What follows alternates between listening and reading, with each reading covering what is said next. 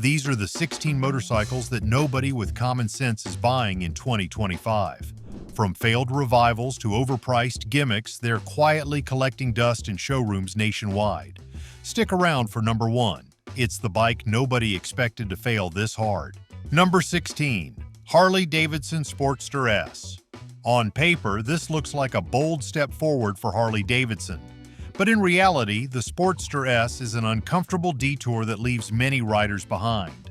The engine impresses, but the cramped riding position, limited suspension travel, and awkward ergonomics make it hard to enjoy beyond short rides. It tries to merge muscle bike attitude with modern tech, but ends up missing the mark on everyday usability. The Sportster S produces 121 horsepower from a 1,252 cubic centimeter Revolution Max engine with 94 pound-feet of torque. It uses a single-disc front brake with a 4-piston caliper and a single-disc rear brake with a 2-piston caliper, both supported by a standard anti-lock braking system. The suspension setup includes an inverted front fork and a rear monoshock with preload adjustability. Wet weight comes in at 502 pounds. Seat height is 29.6 inches. Starting price is $16,999. This machine may attract younger riders with its aggressive styling and tech-forward dash, but experienced riders will quickly notice what's missing. It lacks the laid-back comfort of classic cruisers and the range or ergonomics needed for serious touring. Riders hoping for a modern take on the Iron 883 will walk away disappointed. But if Harley's muscle tech mashup missed the mark, Honda's comfort cruiser manages to miss everything. Number 15. Honda CTX 700. At first glance, this bike looks built for comfort, but comfort without character fades fast. The CTX 700 was Honda's effort to blend cruiser looks with commuter ease. The result? A bike that satisfies neither crowd. The forward-set pegs and reclined seating may seem inviting, yet once the wheels start turning, the experience feels closer to a scooter than a proper motorcycle. It's soft, forgettable, and far too polite for riders craving soul. The CTX 700 delivers 51 horsepower from a 671 cubic centimeter parallel twin engine with 45 pound-feet of torque. It features a single front disc brake with a 2-piston caliper and a rear disc with a single piston caliper, both supported by a standard anti-lock braking system. Suspension includes a conventional front fork and a rear single shock setup. Wet weight is 475 pounds. Seat height comes in at 28.3 inches. Starting price is $8,399.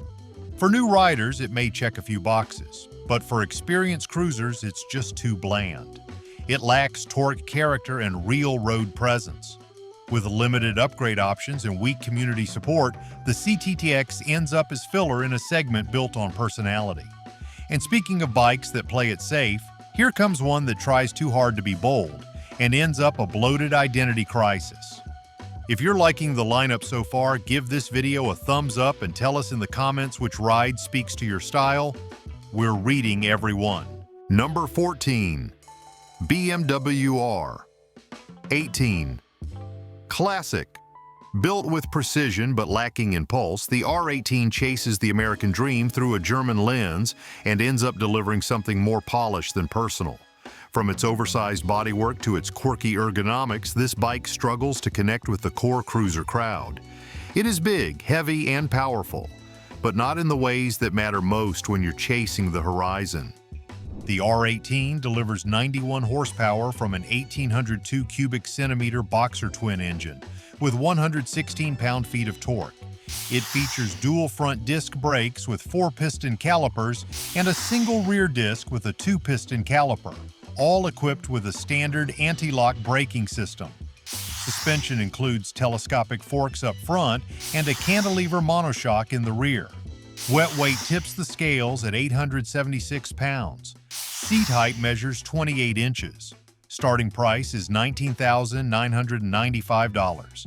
Despite its bold presence and quality finish, the R18 leans too far into imitation. It lacks the raw vibration, heritage sound, and intuitive control that define American V-twin cruisers. Maneuvering through parking lots feels like steering a ship, and highway rides don't offer the relaxed cruising position that seasoned riders expect. At least the BMW tried something new. The next one hasn't changed in over a decade, and riders are done waiting. If you're riding one of these, at least ride with gear that won't fail you. Our trusted gear picks are linked in the description below. Number 13. Suzuki Boulevard C50. Bikes either move forward or get left behind, but some just hang on because the factory never looked back. The C50 falls squarely into the second category. It was once considered a smart starter cruiser, but in 2025, it feels like a relic from a time before performance and comfort were expected to coexist.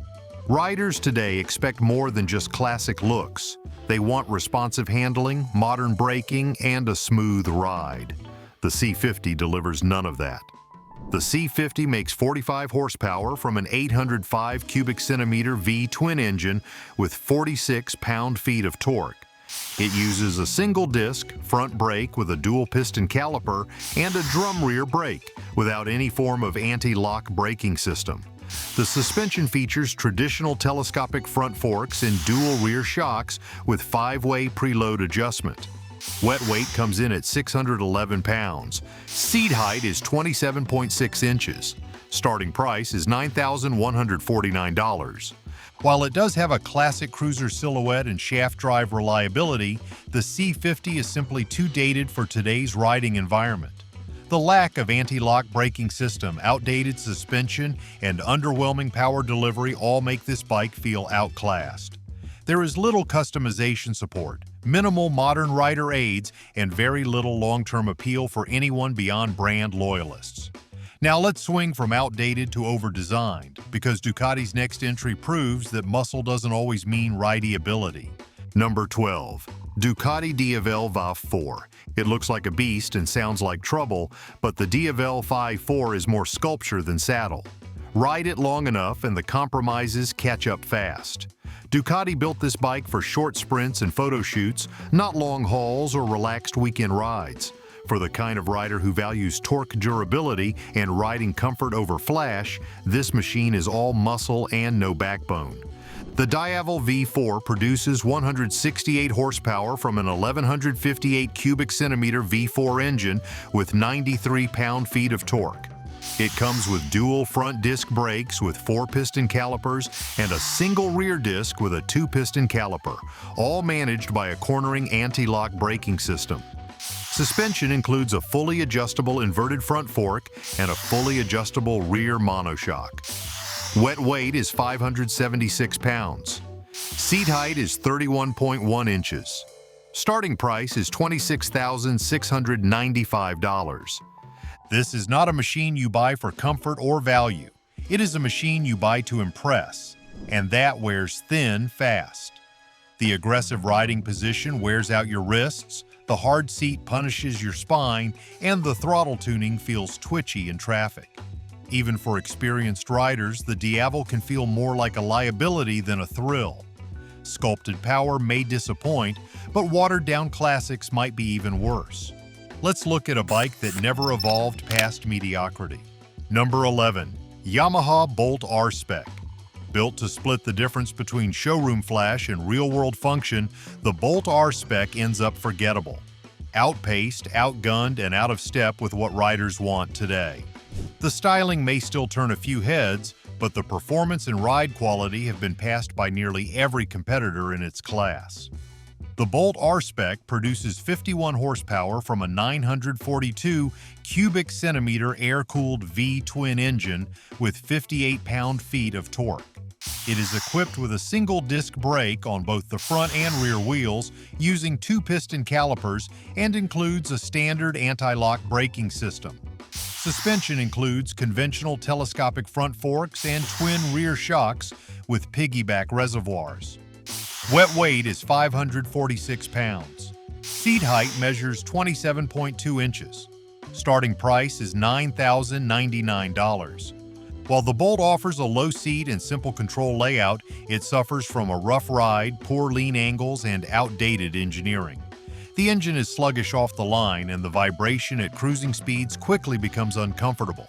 For riders who value comfort, torque, and long-distance capability, this machine feels more like a compromise than a commitment.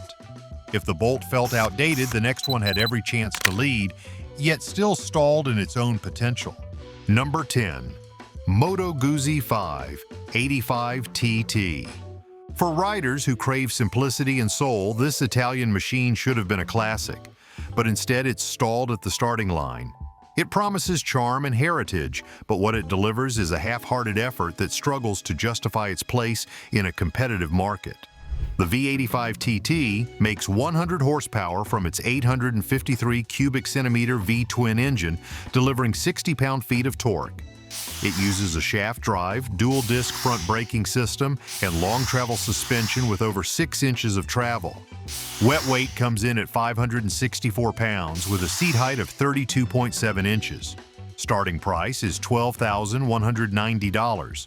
On paper, it looks like a smart alternative to other mid-weight adventure bikes, but on the road, the sluggish fueling, outdated electronics, and stiff throttle response make it feel like more of a chore than a joy. Add in a sparse dealer network and limited aftermarket support, and you're left with a motorcycle that asks more from the rider than it gives back. It has heart, but not enough refinement. For riders who expect confidence, reliability, and value in every mile, the V85 TT is a detour. From Euro misfires to Japanese icons gone stale, this next cruiser proves that resting on reputation won't cut it anymore. Number 9. Kawasaki Vulcan 900 Classic. There was a time when this bike was a smart option for riders stepping into the cruiser world. That time has passed. The Vulcan 900 Classic has gone largely unchanged for over a decade, and it shows in every mile. While it still delivers a comfortable ride and decent styling, it now lags behind in power delivery, technology, and overall refinement. For older riders who expect more from their machines, this one feels stuck in neutral. The Vulcan 900 Classic produces 50 horsepower from an 805 cubic centimeter V-twin engine with 58 pound-feet of torque. It uses a single front disc brake with a 2-piston caliper and a rear disc with a single piston caliper with no anti-lock braking system available. Suspension consists of a 41mm front telescopic fork and a preload adjustable rear monoshock. Wet weight comes in at 620 pounds. Seat height is 26.8 inches. Starting price is $9,499. While it still offers floorboards, a wide seat, and shaft drive reliability, the overall package has been eclipsed by newer bikes in its class. It lacks traction control, cruise control, or even a proper rider display. For riders looking to log real miles with modern comfort and safety, this bike simply does not hold up. And if buying an outdated bike is risky, try buying one from a brand that no longer exists. Number 8. Victory Vegas. Sometimes a motorcycle outlives its maker, but that doesn't mean it should live in your garage. The Vegas was once a sleek and stylish option in the cruiser world, with a long, low stance and bold factory styling. But with Victory shutting down production in 2017, every year that passes makes ownership harder to justify. For older riders who value long-term reliability, dealer support, and parts availability, the Vegas is now a gamble with terrible odds. The Vegas produces 97 horsepower from a 1,732 cubic centimeter V-twin engine with 113 pound-feet of torque. It features a single front disc brake with a 4-piston caliper and a single rear disc with a 2-piston caliper, with no anti-lock braking system available. Suspension includes a telescopic fork up front and a monotube gas shock with preload adjustment in the rear. Dry weight is 657 pounds. Seat height is 25.2 inches. The final starting price when new was $13,499. It may still turn heads with its sharp profile and unique silhouette, but the reality is clear. Victory is gone, and with it went the dealer network and factory support. Parts are getting harder to find, and qualified service even harder. No matter how well it rides, buying the Vegas in 2025 is like buying a boat with no marina. The next motorcycle on this list proves that going electric does not guarantee progress. Number 7. Harley-Davidson LiveWire 1. Electric motorcycles have a place in the future, but this one never found its footing in the present. The LiveWire 1 was Harley-Davidson's bold attempt to enter the electric market, but instead of attracting a new generation, it left its core riders confused and uninterested. The performance is quick off the line, but the riding experience feels sterile. The sound is non-existent, and the price puts it far out of reach for what it offers. The LiveWire 1 produces 105 horsepower from an electric motor equivalent to 0 cubic centimeters with 86 pound-feet of torque.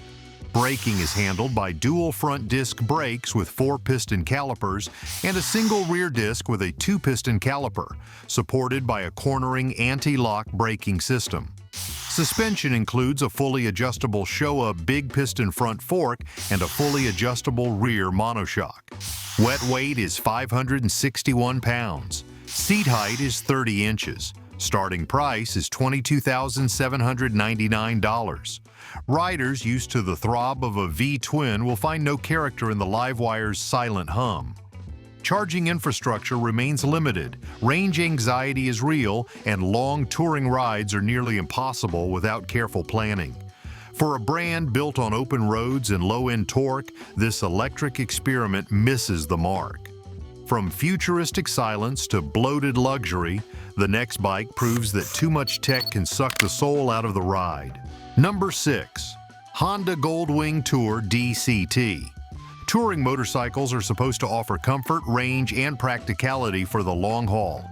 The Goldwing Tour DCT delivers all of that on paper, but in execution it feels more like piloting a luxury car on 2 wheels than riding a true motorcycle.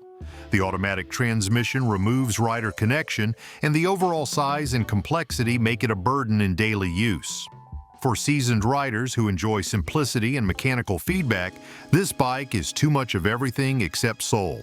The Goldwing Tour DCT produces 125 horsepower from an 1,833 cubic centimeter 6-cylinder engine with 125 pound-feet of torque.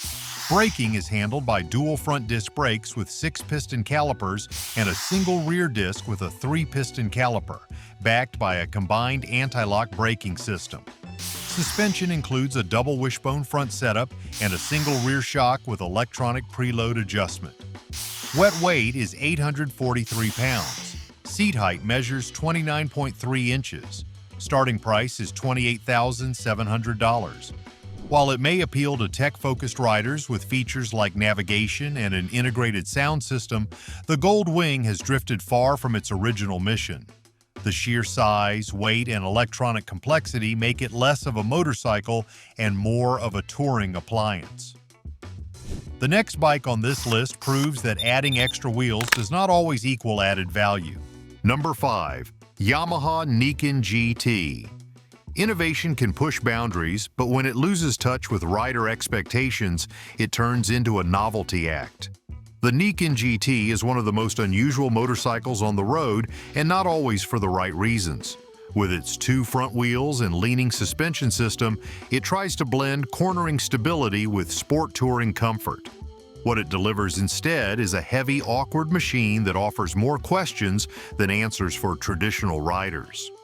The Niken GT produces 115 horsepower from an 847 cubic centimeter inline 3-cylinder engine with 64 pound-feet of torque. Braking is handled by dual front disc brakes with 4-piston calipers and a single rear disc with a single piston caliper, supported by a standard anti-lock braking system. Suspension includes dual leaning front forks with a parallelogram linkage system and a rear monoshock. Wet weight comes in at 580 pounds. Seat height measures 32.9 inches. Starting price is $16,599. Despite its advanced front end and impressive road grip, the Niken adds complexity without delivering a meaningful benefit for most riders. It is more difficult to park, harder to maneuver at low speeds, and lacks the raw engagement found in simpler machines. For riders who value direct control and mechanical simplicity, the extra front wheel feels more like a gimmick than an upgrade. If 3 wheels didn't impress, how about 2? With half the features. Indian's next misstep strips away the wrong things. Number 4. Indian Scout Rogue 60. Minimalism has its place in motorcycling, but when a bike strips away too much, it starts to feel unfinished. The Scout Rogue 60 was intended to offer an affordable entry point into Indian's cruiser lineup, but in reality it cuts too many corners to justify the badge. Riders expecting the full Indian experience are left with a machine that looks aggressive but feels hollow in both power and comfort. The Scout Rogue 60 produces 78 horsepower from a 999 cubic centimeter liquid-cooled V-twin engine with 65 pound-feet of torque. It comes equipped with a single front disc brake with a 2-piston caliper and a single rear disc with a single piston caliper, with no anti-lock braking system included as standard. Suspension features a conventional telescopic front fork and dual rear shocks with minimal adjustability. Wet weight is 545 pounds. Seat height is 25.6 inches. Starting price is $11,249. The stripped-down aesthetic and low seat might draw attention from new riders, but seasoned cruiser fans will notice the compromises immediately. Acceleration is modest, highway comfort is limited, and the absence of standard rider aids raises safety concerns for a bike in this price range. It lacks the refinement, customization options, and touring potential expected from an American cruiser. Minimalism has its flaws, but the next machine overcompensates with brute force and still gets it wrong. Number 3. Triumph Rocket 3R. There's a difference between building a powerhouse and building a real-world motorcycle. The Rocket 3R offers jaw-dropping numbers on paper, but on the road, it becomes a handful most riders will never fully enjoy. With the largest production motorcycle engine in the world, it feels more like an engineering flex than a practical cruiser. It demands attention, but it also demands muscle, money, and constant compromise. The Rocket 3R produces 167 horsepower from a 2,458 cubic centimeter inline 3-cylinder engine with 221 pound-feet of torque. Braking is handled by dual front disc brakes with Stylema 4-piston calipers and a single rear disc with a 4-piston caliper, all governed by a cornering anti-lock braking system. Suspension includes a fully adjustable inverted front fork and a fully adjustable rear monoshock. Wet weight comes in at 641 pounds. Seat height is 29.5 inches. Starting price is $24,995. This bike is designed to shock, not serve. It has blistering straight-line performance, but that comes with a stiff ride, tight ergonomics, and a chassis that punishes slow-speed maneuvering. For older riders who prioritize rideability, torque you can use, and comfort that lasts all day, this bike checks none of those boxes. Triumph built a monster. Harley? They built a luxury barge with a sticker shock to match. Number 2. Harley-Davidson CVO Road Glide ST. Some bikes are built to turn heads. Others are built to devour the road. The Road Glide ST does both, but not without crossing into territory that makes even seasoned riders question what they're really paying for. This is a machine crafted for show and long-haul comfort, but its cost, weight, and complexity remove it from the hands of many who once rode to escape that kind of baggage. The Road Glide ST produces 115 horsepower from a 1982 cubic centimeter Milwaukee 8 VVT V-twin engine, delivering 139 pound-feet of torque. It features electronically linked Brembo disc brakes with cornering anti-lock braking system, a high-performance suspension with inverted front forks and rear shocks with a remote preload adjustment. Wet weight comes in at 856 pounds. Seat height is 26.7 inches. Starting price is $42,499. It is undeniably beautiful. The paint, the finishes, the digital tech, and the muscle behind that big front fairing make it a rolling statement. But it's also a departure from the stripped-down soul that once defined the American V-twin. For many older riders, this much weight and this much price feel like barriers, not features.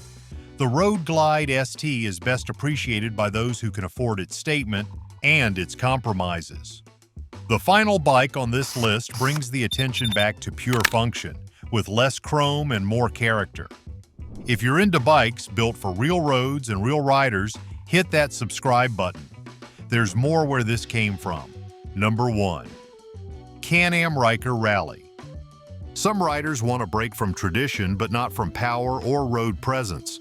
The Ryker Rally stands as a radical departure from two-wheel convention, offering a three-wheel platform built for both stability and excitement. It's not trying to be a motorcycle in the classic sense. Instead, it delivers an entirely different riding experience designed for those who want to keep cruising, even if their balance or confidence on two wheels has changed. The Ryker Rally makes 82 horsepower from a 900 cubic centimeter triple-cylinder engine, delivering 65 pound-feet of torque. It features a four-wheel disc braking system with anti-lock braking system, double wishbone front suspension with gas-charged shocks, and a rear swing arm with KYB HPG shocks. Dry weight is 616 pounds. Seat height is 23.5 inches. Starting price is $14,599. What makes the Ryker Rally remarkable isn't just the platform. It's the sense of freedom it gives back. With no clutch, no shifting, and no need to balance at stops, it becomes an ideal machine for riders who want simplicity without giving up fun. It carves corners with confidence, takes rough roads in stride, and has a distinctive muscular stance. For older riders who still crave the thrill of open-road adventure without the fatigue or risk of tipping over, the Ryker Rally might be the ultimate freedom machine. Some bikes just fade away. Others crash hard and take your wallet with them. If you thought this list was brutal, wait until you see the models that went from showroom pride to resale nightmares. Click now to see the 20 motorcycles that lost everything and find out if your ride's on the list. And if you value real talk for real riders, like, comment, and subscribe, because this is just the beginning.